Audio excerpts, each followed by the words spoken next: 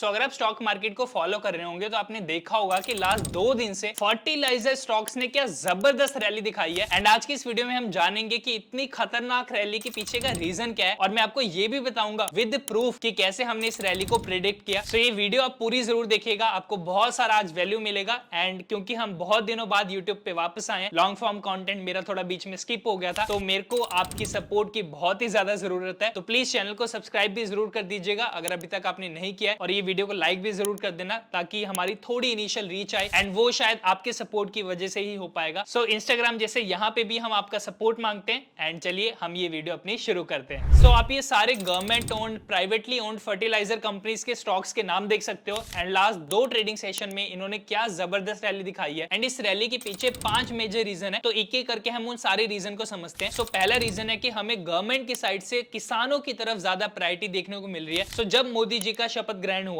उसके अगले दिन सबसे पहला काम जो मोदी जी ने किया वो ये कि उन्होंने किसानों के अकाउंट में 2000 रुपए ट्रांसफर किए। एंड आपको पता होगा कि हमारी गवर्नमेंट साल में 6000 रुपए किसानों के अकाउंट में ट्रांसफर करती है, 2-2000 रुपए की किश्तों में। एंड ये जो अमाउंट किसानों में डिस्ट्रीब्यूट की जाती है ये पीएम किसान सम्मान निधि योजना के अंडर आता है। एंड ये गवर्नमेंट ने 17वीं बार 17th किश्त किसानों के अकाउंट में जमा करवाई। अब इसी से हमारा रीजन 2 भी निकल के आता है कि आप सोच रहे होंगे कि अगर किसानों के अकाउंट में पैसे जा रहे हैं तो उसे फर्टिलाइजर स्टॉक्स का क्या लेना देना। तो आप भी समझिए कि जब भी आपके पास एक्सेस मनी होता है तो आप उससे शायद फैंसी चीजें खरीदते होंगे। सिमिलरली अगर किसानों के अकाउंट में पैसा जा रहा है, उनके पास ज्यादा इनकम आ रही है, तो वो अपने एग्रीकल्चरल प्रोडक्शन को बढ़ाने की तरफ ज्यादा फोकस करेंगे। एंड उसके लिए उन्हें चाहिए होगा फर्टिलाइजर। तो 2000 रुपए किसानों के अकाउंट में गए, एंड उस चीज से मार्केट ने एक्सपेक्ट किया कि इस क्वार्टर में हमें फर्टिलाइजर्स, पेस्टिसाइड्स, इन सब की सेल्स भी बढ़ने को देखने को मिल सकती है। एंड इस रैली के पीछे थर्ड सबसे इंपॉर्टेंट, सबसे बड़ा रीजन है कि अच्छे टाइम पे मॉनसून भी आ चुका है। इंडिया का जो मौसम विभाग है आईएमडी, उन्होंने मई एंड में ही बोल दिया था कि इस साल इंडिया में above average, above normal monsoon आने वाला है, क्योंकि लास्ट ईयर इंडिया में एल नीनो आया था।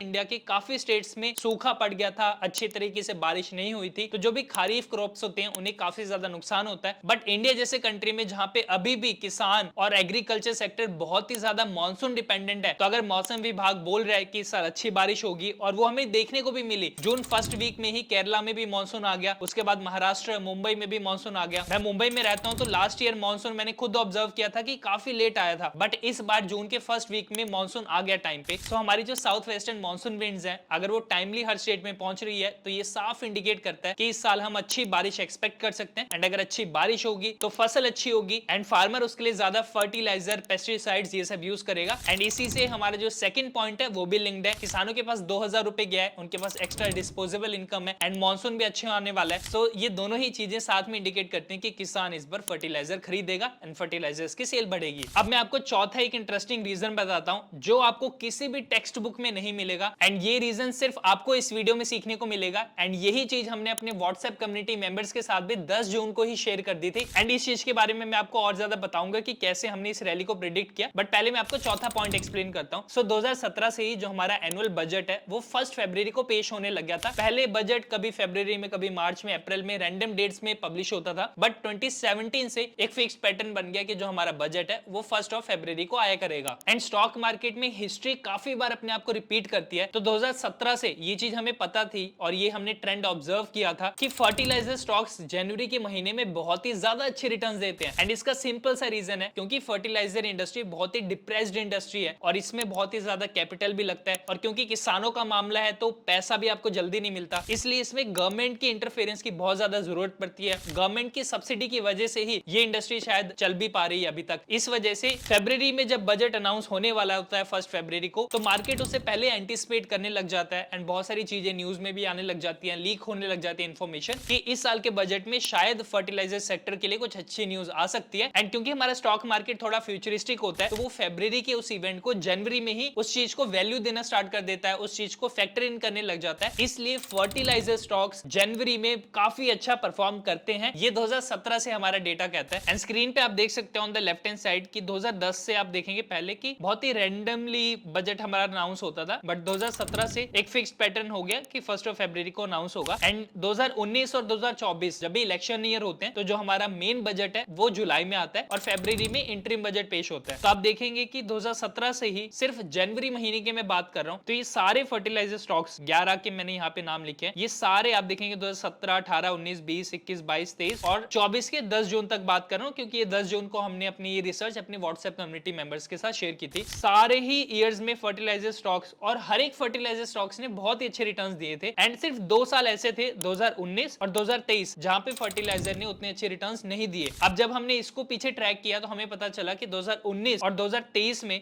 इस सेक्टर के लिए कुछ ज्यादा नहीं था बजट में, इसलिए तब नेगेटिव रिटर्न्स थे। अदरवाइज ये एक्सपेक्टेशन होती है कि बजट में इनके लिए कुछ आएगा और फर्टिलाइजर स्टॉक्स जनवरी में बहुत अच्छा परफॉर्म करते हैं नॉर्मल ईयर में। एंड जब इलेक्शन ईयर होता है 2019 और 2024 में जैसे हमने देखा तो ये एक्सपेक्टेशन होती है कि अगर जुलाई में बजट आ रहा है तो जून में ये अच्छा परफॉर्म करेंगे और जून में लिटरली इस बार अच्छा परफॉर्म किया। सो ये हमारी एक एनालिसिस थी, हाइपोथेसिस थी और बैक्ड बाय डेटा था। तो ये चीज हमने अपने व्हाट्सएप कम्युनिटी में शेयर की थी 10 जून को ही और आप स्क्रीन रिकॉर्डिंग भी देख सकते हैं। और साथ में हमने जो भी स्टॉक्स उस समय ब्रेकआउट भी दे रहे थे तो टेक्निकली अगर हम उन स्टॉक्स को देखें तो उन स्टॉक्स ने अच्छा ब्रेकआउट दे दिया था, जिससे हमारी शायद ये हाइपोथेसिस कंफर्म हो रही थी कि टेक्निकल साइड पे अगर ये पांचों स्टॉक्स इतने ज्यादा अच्छे दिख रहे हैं तो शायद इनमें कुछ ना कुछ होने वाला है। तो वहां से बहुत सारे कम्युनिटी मेंबर्स ने हमारे जो व्हाट्सएप पे हैं उन्होंने इन्वेस्ट किया और रिटर्न्स कमाए और पर्सनली मैंने भी इन्वेस्ट किया और रिटर्न्स कमाए। अगर आप हमारी व्हाट्सएप कम्युनिटी ज्वाइन करना चाहते हैं तो डेली बेसिस पे हम वहां पे एक बहुत अच्छा रिसर्च बैक्ड कंटेंट भेजते हैं। वीकली हम सेशंस करते हैं जिसके एक बहुत ही नॉमिनल फीस है,